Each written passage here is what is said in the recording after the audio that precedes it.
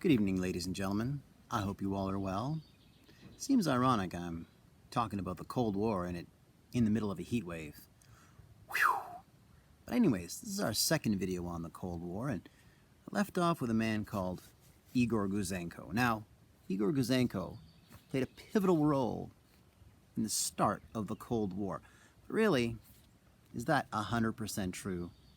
Really, it's when the United States used the nuclear device, or the A-bomb, to end the war with Japan. You see, VE Day, or the victory over Europe and the defeat of Adolf Hitler's Germany in 1945, really was just half the war. The second half was in the Pacific, and that didn't end till the dropping of the bombs on Hiroshima and Nagasaki, which really heralded in the nuclear age, and of course, the tension between the USSR and the U.S. mounted. But back to Gouzenko. Igor Gouzenko was a Soviet diplomat, and he was working at the Russian embassy in Ottawa. He gathered up some papers, 107, I think, to be exact, and they were sensitive documents. What did they contain? They contained the names of spies in the Canadian, British, and American government. Soviet spies. Weren't we supposed to be friends? Why are they spying on us? Well, we actually had spies in their country too, but still, Gouzenko, took these papers and approached the police and said, I want to live in Canada.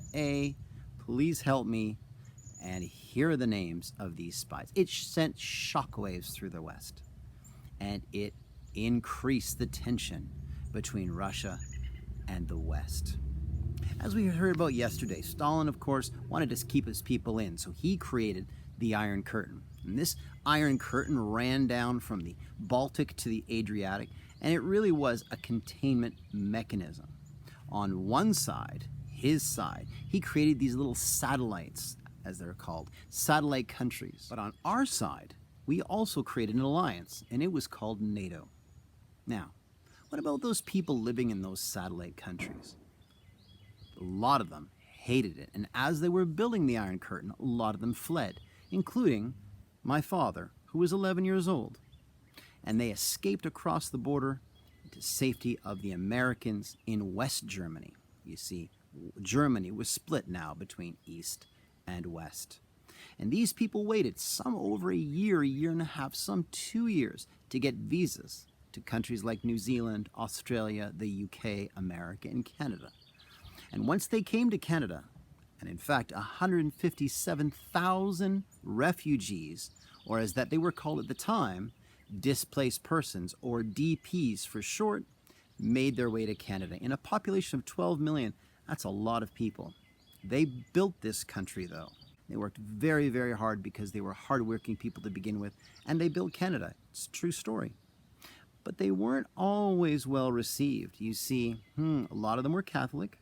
A lot of them had different clothes and different, little bit darker complexion, and people in southern Ontario and Waterdown didn't take too kindly to those DPs. Now, how did Canada play, other than Igor Gouzenko defecting to Canada? How did Canada play a role in the Cold War? We had a huge role, absolutely. The stuff you make bombs with comes from uranium, and in fact, that's found in northern Canada. Also, now I have to switch gears here and go geography for a second. We happen to be in the middle of the greatest Cold War conflict between the USSR and America. You see, people think it's between East and West. But if you look at a globe right now, well, I'll get one to show you. Okay, ladies and gentlemen, here's my Cold War globe from the mid-'80s. You can see Russia here. And of course, we've been talking East versus West. But actually, if you really think about it, if there was to be a nuclear strike from Russia, then Russia would not attack east-west, because that is a long way around. Instead, they would launch their missiles over the Arctic Circle, over the North Pole, and then down. Now, if I turn my globe around to the other side, you can see, guess what country is in the middle between the USA and the USSR? You got it, ladies and gentlemen, us. And so we had a dew line, which is right there, which is a defense early warning. And these were stations up in the Arctic that would see or sense incoming missiles to warn everyone that there was a nuclear strike. It was with the dew line. That's right. It was called the Detection Early Warning Line. And it was in the Arctic Circle in Canada. And these were basically stations in Canada that would detect the missiles coming over from Russia, as you saw with the globe that we had. So you had this dew line, and of course the command center was called NORAD. And NORAD would track these systems just in case the Soviets launched an attack.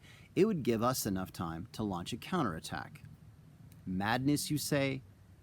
Tell me about it. But it's interesting now. Remember what NORAD's used for these days? That's right. When you were a kid, you checked your computer and it tracked Santa. Thank goodness we're tracking Santa now and not nukes.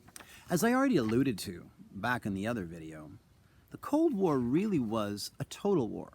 We think about wartime as being a total war where everything you do has to do with defeating the enemy. But it was kind of like that in the Cold War. Everything we did depended on this Cold War. Captain America, you're fond of him. He fought Thanos, but you know his first enemy was in fact, that's right, okay, Adolf Hitler. But his second enemy was Joseph Stalin and the communists. That's right, Captain America comics were focused on this Cold War fight. Now, what if you lived in the suburbs? Suburbs? Oh, that's next video. What if you lived in the suburbs and you were afraid of a nuclear attack? What do? Well, you just send away for your free home kit on family fallout shelters. That's right. And the government would send you not only your emergency kit, but also your fallout shelters plans, how to build the ventilation system for your backyard fallout shelter. And you dig down in the ground. Tons were made, probably in Carlisle, Mountsburg, and all over the place. Who knows? But it's true. It just shows the mentality on both sides, this fear mentality for sure. I mean, you just have to look at this. This is some Warsaw Pact money from Czechoslovakia. And of course, right on the back of the 50-crown bill, you can see these two guys. What are they doing? They're guarding the border. Guarding the border against who? Against you and I, the West. All throughout the 60s, 50s, 60s, 70s, and 80s, there was all these movies made.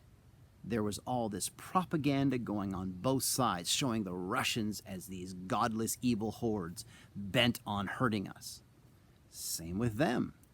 We, in fact, had drills where we had to duck and cover. That's right. You had to go underneath your desk when the teacher said so and cover your head in case of a nuclear attack. Across the ocean, behind the Iron Curtain, they were doing the same thing. And, well, it was a culture of fear. For 40 years we had a common enemy, and we were afraid.